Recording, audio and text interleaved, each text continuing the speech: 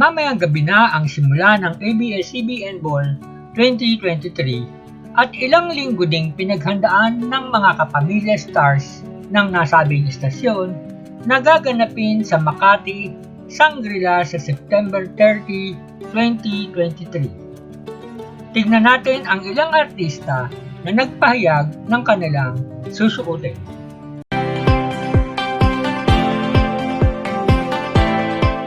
Isa si Lorna Tolentino na nagpagawa ng kanyang gown na ayon sa aktres ay ayaw ng bonggang gown. Kaya naman ginawa ni Paul Cabral ay isang simple lang na off-shoulder na may accent lang daw ng lilac. Si Paul din ang gumawa ng gown ni na Maricel Soriano pati na sa suit ng aktor na si JC Rivera.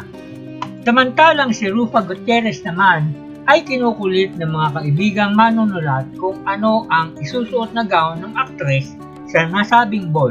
Si Radyo Laurel naman ang gumawa ng kanyang gown at tinanong ito kung may pasabog itong gagawin sa isusuot na gown ni Rufa. Hindi niya sinabi ang style at color nito. Just wait and see na lang daw ang sagot ni Rufa.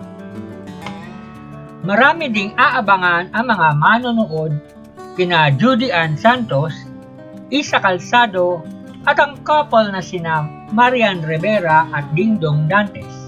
Forever Grateful ang tema ng ABS-CBN Ball for the benefit of the ABS-CBN Foundation.